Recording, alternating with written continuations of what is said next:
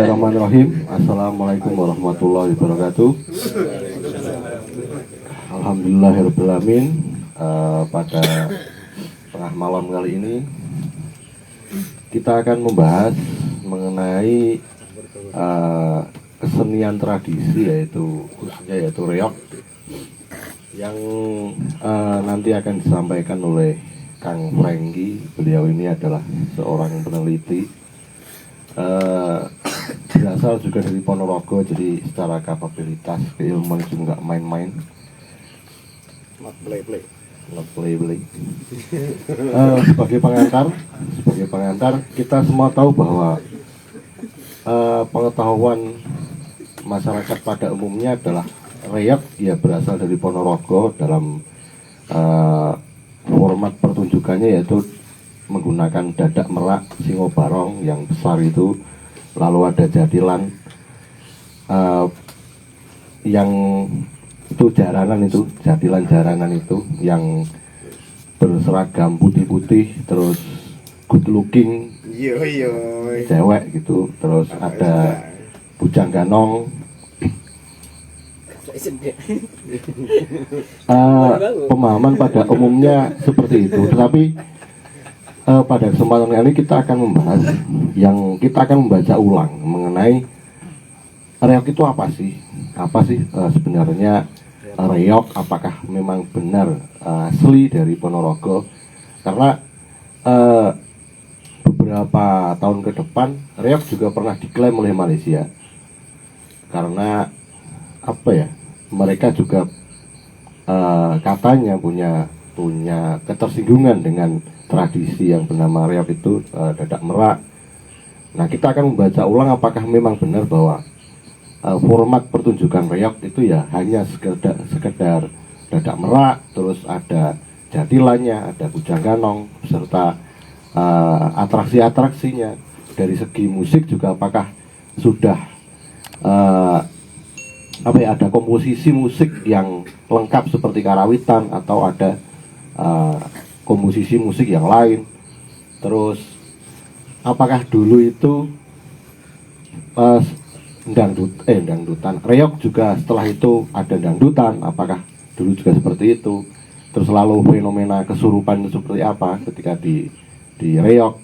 Nah, nanti akan dibahas oleh Kang Franky. Nah, untuk itu langsung saja saya berikan waktu dan tempat untuk Kang Franky. Monggo. 5 menit cukup. Campur apa, Mas? Waktu dicepet-cepet itu udah pleset. Tujuanku. Nggih, matur nuwun Mas Atar, Mbah Atar. Mungkin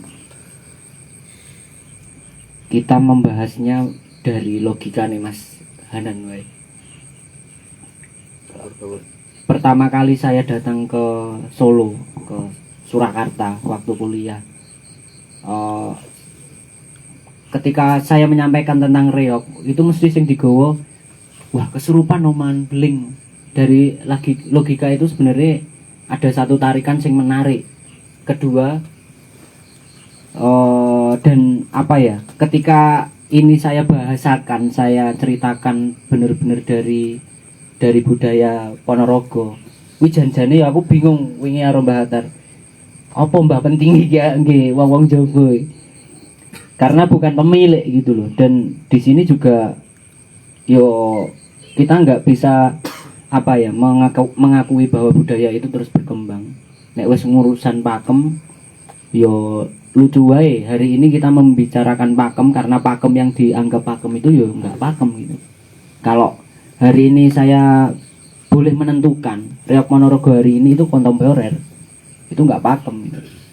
Itu satu perspektif sing sebenarnya membawa pada mukadimah Mas Ajis. Kita tidak boleh, logikanya tidak boleh terjebak pada istilah wali yang ujug-ujug morone neng sekti. Karena dua hal ini kan wis definitif banget gitu loh. Hari ini reog juga dipandangnya kan definitif. Reog kuwi enake mung Ponorogo. Tapi ketika logika kita bawa lagi, kita sandingkan wis di jarak geografisnya kita perlebar. Tak dudoi sing bener-bener mungkin kalau dipandang dari reoknya Mbah Hatar enek ning Cepogo atau daerah gunung itu masih enek senggolan miripe. Ning ketika kita bandingkan nanti bisa dicek ya. Reok Bulkio yang ada di Blitar. Terus ada reok Sunda atau reok Kendang. Terus ono reok, istilah reok yang ada di Gunung Kidul. Reok Bulkio itu reporternya itu seperti pasukan Bulkio kan pasukannya Diponegoro ya Mbak. Resimennya Diponegoro. Kalau di Sunda itu Kendang, Rampak Kendang sing ning di situ ada apa ya lucu-lucuan. Terus neng Gunung Kidul iku nyelemen wayang wong. Ada lakon itu. Sedangkan di Ponorogo iku sing didelok reoke enek Dadak Merak, enek Jatilan, terus ada apa lagi ya? Pentulan, Bujang Ganong. Terus Warok hari ini yang kita kenal. Itu bener-bener tidak seolah tidak punya keterkaitan gitu loh. Makanya dasaran ini sebenarnya yang kemarin menarik saya untuk menyelidikinya lebih lanjut. Dan kedua, benar-benar ini masalah intern Ponorogo sebenarnya ya.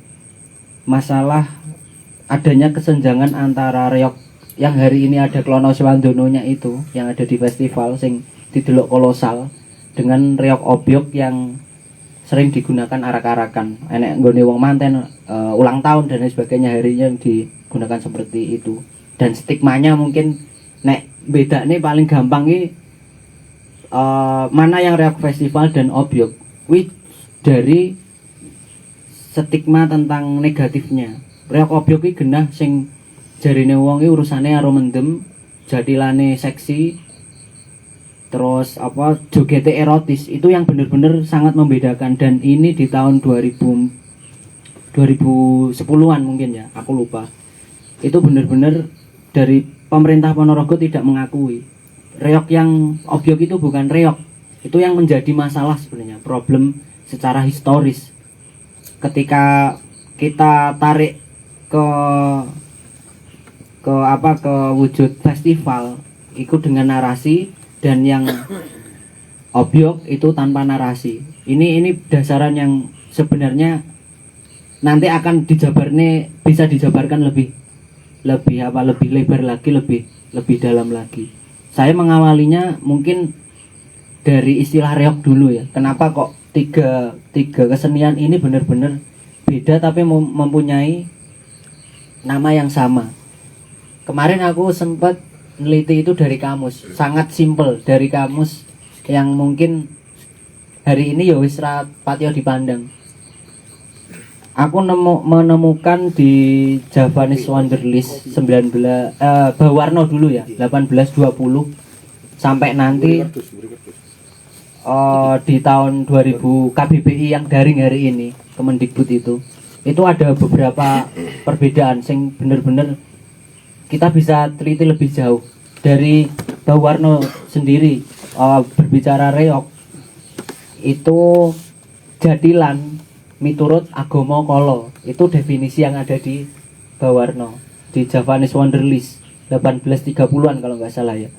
Itu reok yo kapalan yo jadilan itu loh. Itu bertahan sampai 1930-an. 30-an. Terus di 2010 itu muncul di KBBI kan. Kalau kita lihat reok yo urusannya karo topeng harimau raksasa yang di atasnya ada bulu merak.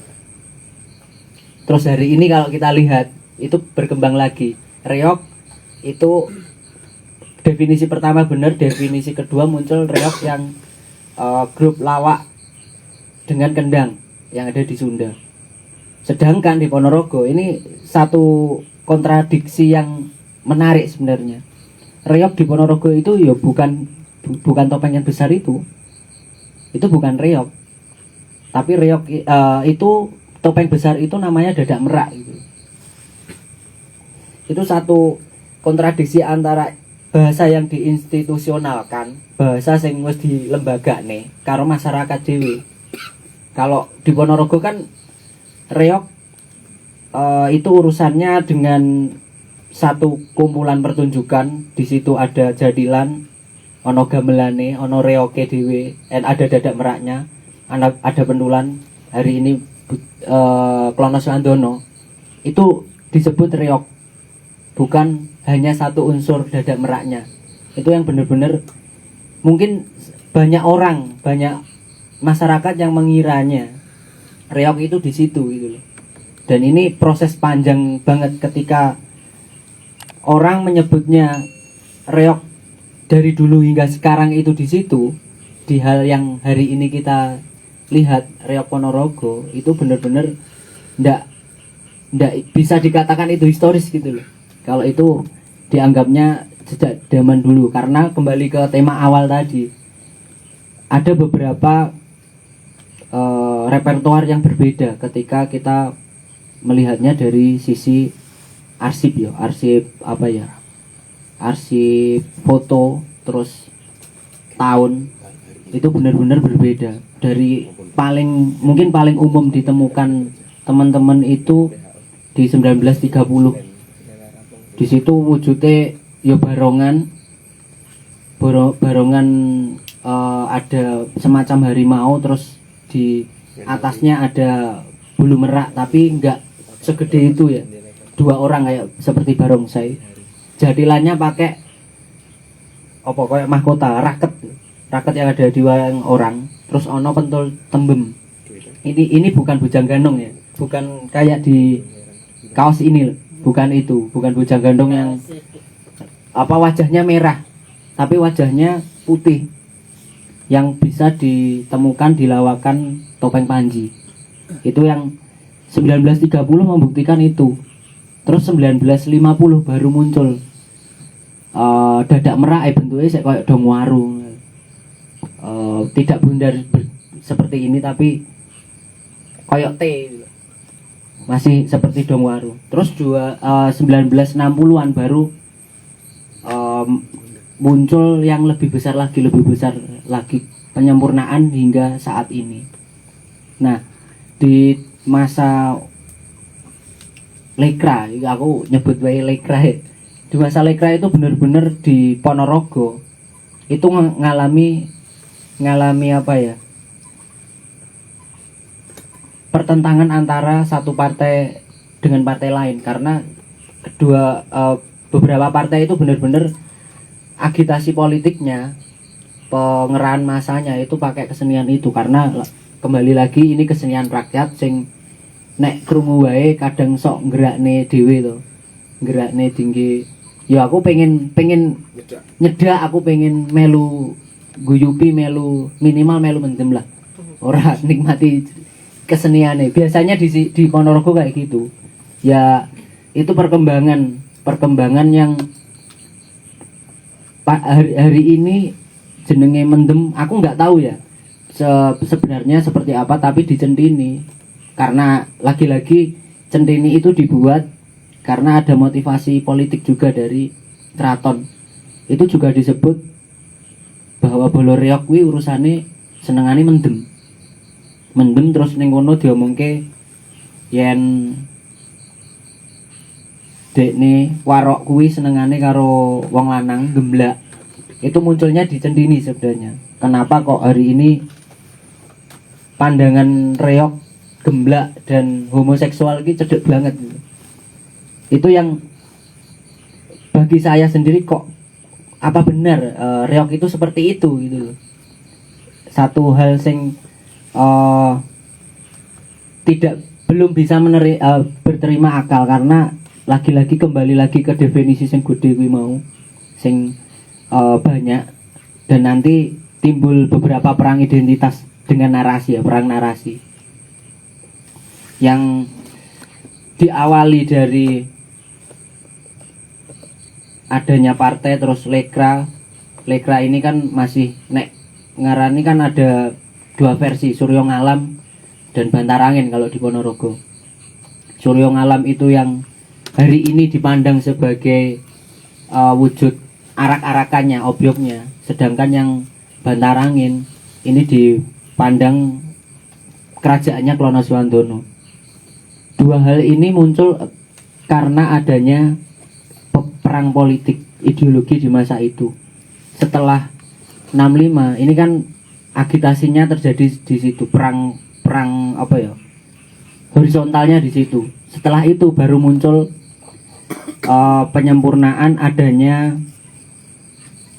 penari warok. Warok itu dulu belum masuk dalam jajaran tari. Mungkin 1980-an itu baru masuk di tari reog. Dan di masa itu juga ada namanya Insan Takwa Ilahi. Itu grup kesenian di bawah naungan agama. Ada agama terus enek cakra barang tuh di bawah naungan agama, untuk kalau aku melihat perpindahan ini untuk menyelamatkan reog lagi gitu loh. Bener-bener narasi yang di masa Suryo Ngalam dan lain sebagainya itu hilang dulu, terus diganti semua narasi itu Islam. Koyok reog ki malih riokun, kenong ki konaah kayak gitu loh. Semua itu diislamkan. Nanti nek pengen lebih lengkapnya ketoke tulisanku isik neng di Detik Chef Reog kalau nggak salah. Itu urusan Suryo Ngalam terus Bathara Katong yang dianggap di masa pemurnian ini, di masa apa ya, di masa, bagi saya ini penyelamatan kesenian ya. Kenapa harus muncul agama di dalam itu dan narasinya diislamkan, penyelamatan kesenian itu sendiri itu dianggap reog yang versi Suryo Ngalam itu disempurnakan dengan menambahkan bulu merak yang nanti kalau lihat meraknya itu dicucuke, ning cucuke kuwi ono tasbih gitu loh. Ada rumbe-rumbe yang dikatakan itu tasbih. Itu hasil Bathara Katong gitu loh. Dan memunculkan di masa agama itu memunculkan versi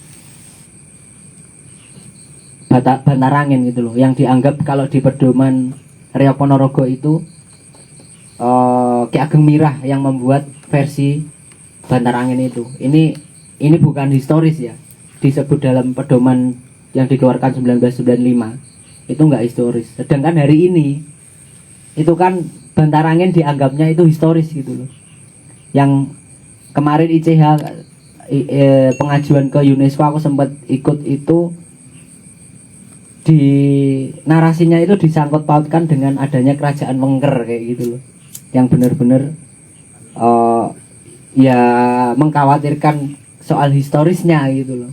Karena Bantarangin kalau dilihat bentuk klononya kan ya wis urusannya karo cerita Panji gitu loh, yang hari ini tidak bisa diakui oleh masyarakat bahwa Reog Ponorogo itu vernakularisasi dari apa ya jenenge, adaptasi dari cerita Panji gitu. Itu yang keegoisan yang bagi saya yo kudune kowe ngakoni engko ora nemu paradigma yang lebih besar lagi, enek cangkupan sing luwih gede meneh gitu. Setelah kukuhnya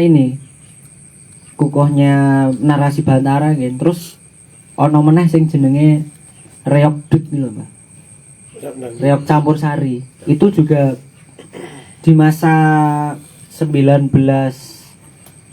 hampir 2000-an itu sempat jadi problem juga Mbak. Karena reog dianggapnya yo tidak boleh, karena nuruti pakem yo. Nuruti pakem yo ora oleh dicampur-campur sari.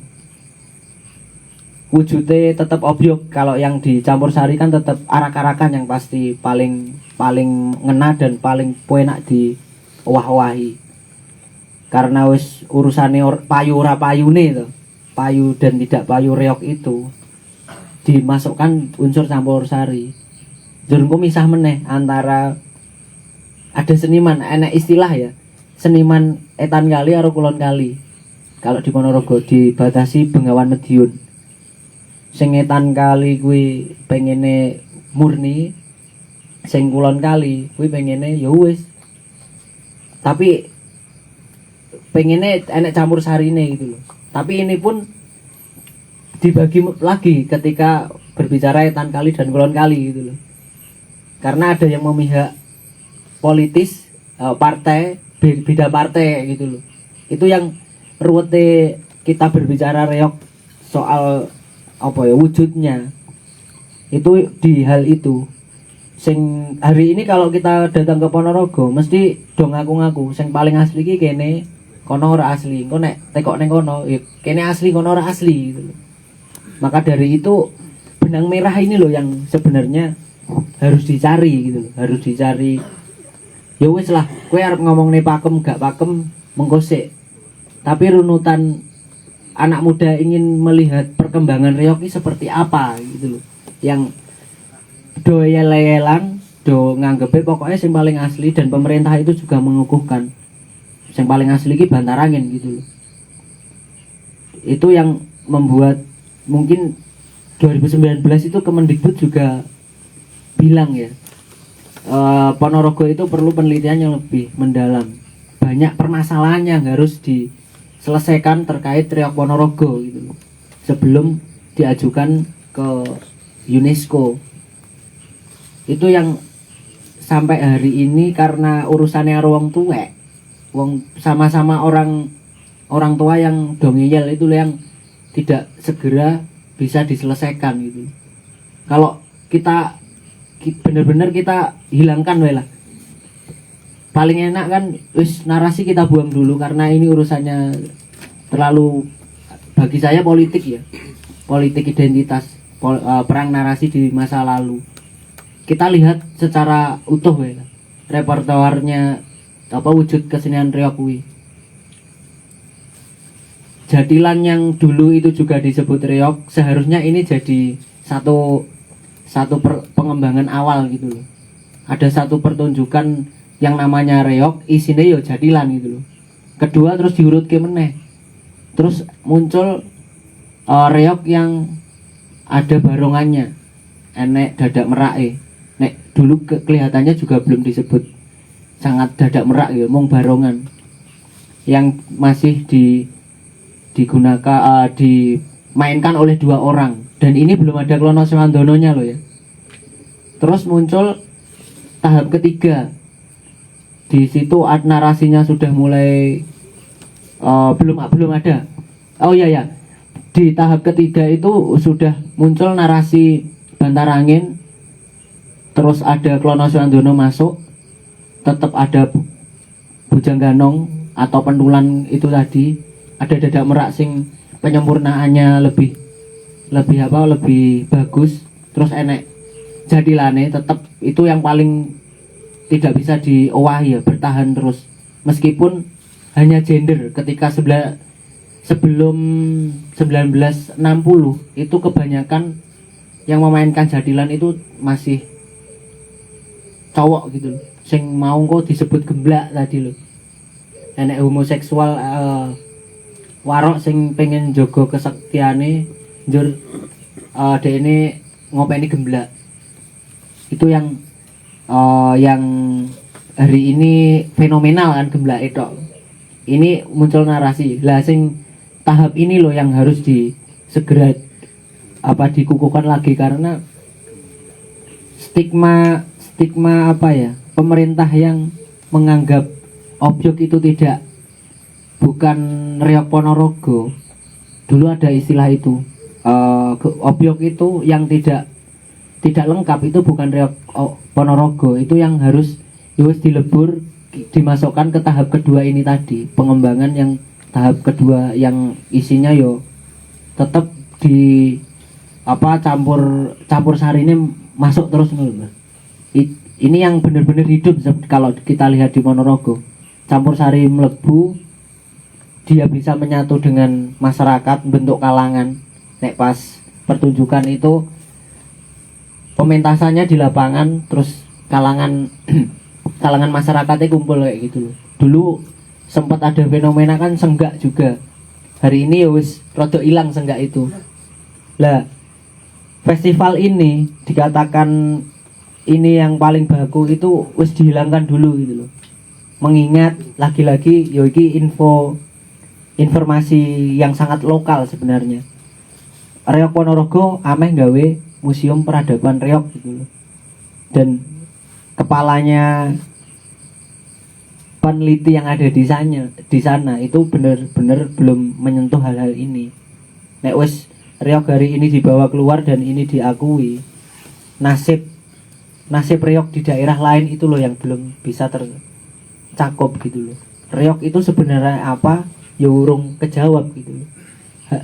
Detail-detail yang lain sebenarnya isi akeh mbak. Koyo kita berbicara barongan, ngopo kok diperbandingkan iki jenenge barengan apa dadak merak kayak gitu loh. Kenapa kok nek neng Cepogo aku lihat tadi kan ono apa celengan yo. Celeng. Sebenarnya aku menemukan di tahun 1930-an itu si Haziu ini di Radio Pustaka. Haziu sama Adi Broto itu memperdebatkan masalah istilah barong gitu loh. Barong ki jane apa? Dari peneliti Belanda itu menyebutkan barong ki kok kata beruang. Baruang gitu. Jawa kuno. Terus sing ana ning di lokal itu menyebutkannya yo kuwi gimbale kuwi barong. Gimbal rambut yang tidak sungguh-sungguh itu loh. Topeng tidak sungguh-sungguh itu jenenge barong lah. Terus dikei definisi lagi. Barong itu ternyata tidak hanya singo. Ono ulo, ono apalagi celeng, terus ono kancil dan lain sebagainya. Topeng hewan itu ternyata dulunya disebutnya barong gitu loh, Mas. Itu yang banyak apa ya? Definisi kecil-kecil sing itu di luar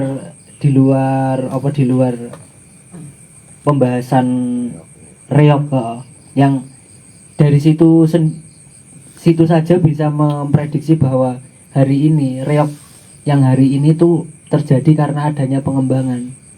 Terus berbicara reog dan itu aslinya Ponorogo, aku malah menyaksikan itu asli Ponorogo gitu.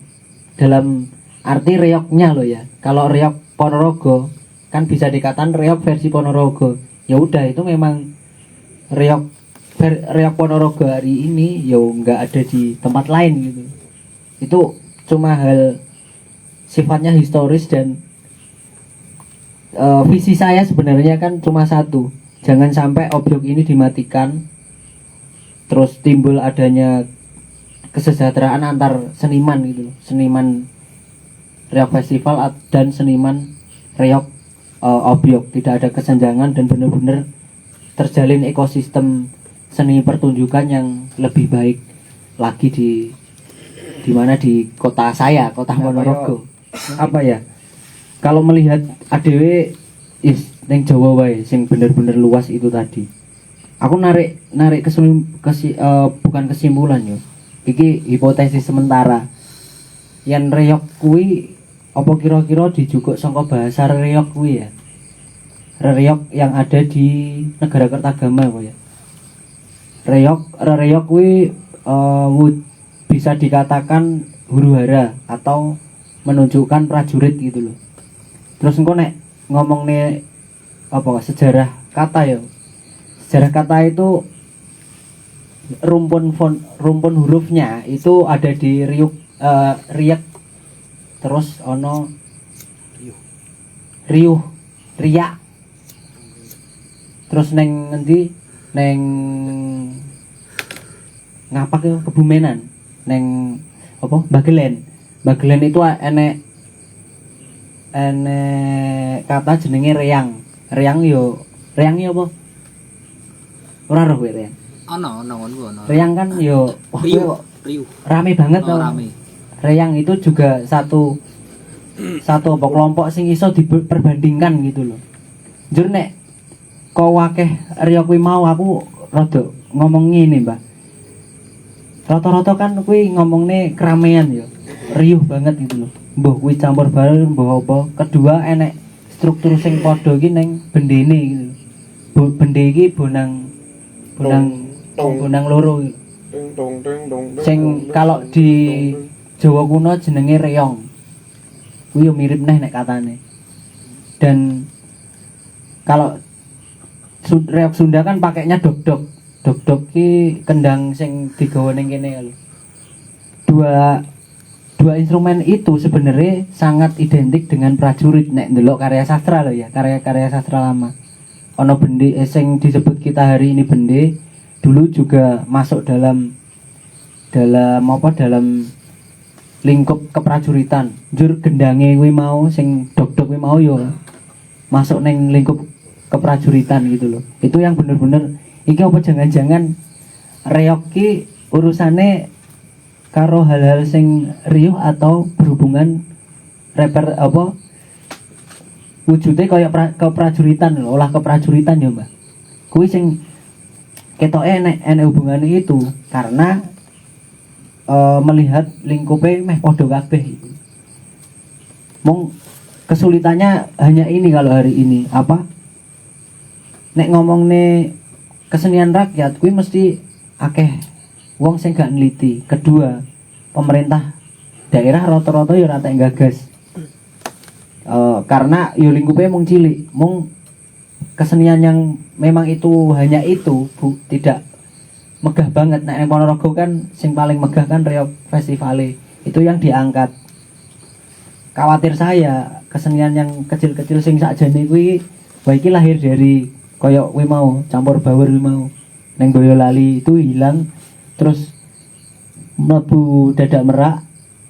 Malah iki sing dia terlalu mengiblat gitu loh, Mas. Iku sing aku iki apa jangan-jangan ra pede ya malah.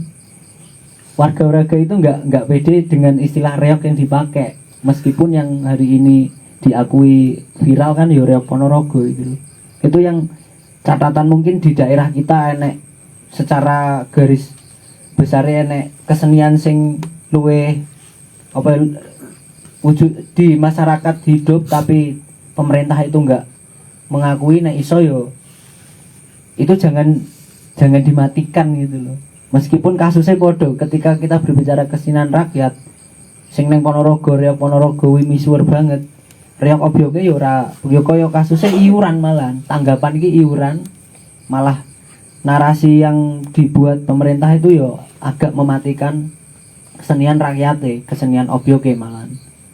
Itu sing bagiku ngopo kok iki perlu dilestarikan di luar urusan historis itu tadi.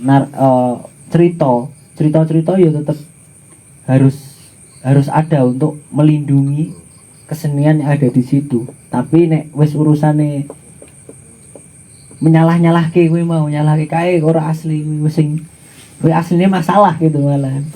Ya aja ngasih kaya ngono. Mungkin kuwi Mbah sing nek dari perspektifku ya ngomong nih kuwi mau. Sebelum ke sesi pertanyaan karena ini jam mungkin ini aku juga punya candaan jawaban mengapa kok dari beberapa reog dimanapun mungkin ya ngiblatnya tetap karnaval ya dadak merak, terus pentas-pentas juga memakai versi Ponorogo itu khas Ponorogo. Yang pertama mungkin memang nggak ada pakem, nggak ada komposisi. Maksudku gini, aku juga pernah punya grup reog campur baur sing instrumen musiknya mung tung dik ding mung pakai bende. Itu mau diisi lagu apa gitu loh. Referensi yang dulu ya paling sompret, sigro. Ketika masuk lagu akan diulang, lalu terus wong butuh muni jadi gugur gunung, terus caping gunung, lir ilir, terus ono neh sorak-sorak bergembira. Kan nggak ada sangkut pautan terhadap isi tarian, terus cerita yang dibangun di situ. Karena yo memang nggak ada referensi yang pertama. Yang kedua, seperti tadi sampai sekarang kan yang viral itu kan gedruk. Meneng dinti grup apapun reog gedruk. Itu juga dalam komposisi musik sebenarnya luweh kreatif sebenarnya. Kreatif cuma yaitu tidak sinkron dengan isi tarian, dengan konsep kalau kita bicara pertunjukan ya berbeda dengan maksud yang ada yang untuk ditunjukkan ke penonton. Secara tarian mungkin oke kostum dan segala macam, cuma secara musik pengiring lalu koreo tarinya seperti apa itu nggak ada yang baku. Bahkan dari jaranan atau jadilan itu kostum sama, musik mungkin hampir sama, tapi gerakannya beda-beda. Walaupun memang apa ya, otodidak gitu loh. Jadi kinerja kebudayaan di gunung-gunung, para kesenian itu memang tidak mengiblat pada reok-reok dimanapun. Ya mau sekitar ono wong sing seneng iso gawe gerakan ngene do jenenge istilah mata-mata. Jadi misalkan aku dolan yang grup iki, yang pertunjukan iki, Dicontoh. tak contoh aku mulai latihan. Jadi paling mau molak-malik urutan susunan gerakan seperti itu. Nah,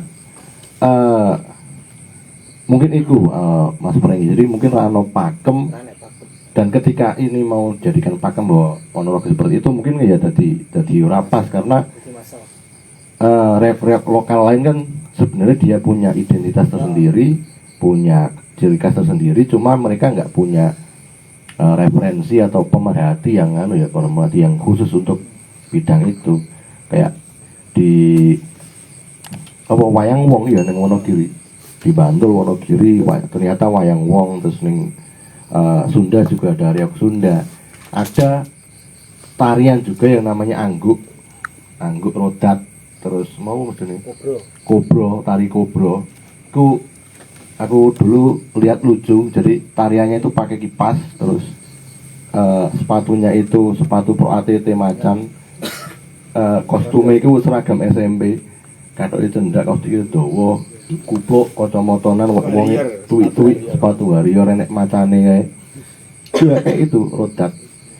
Seperti apa ya, lagu-lagunya sholawat iku udah hampir punah zamanku mungkin SMA.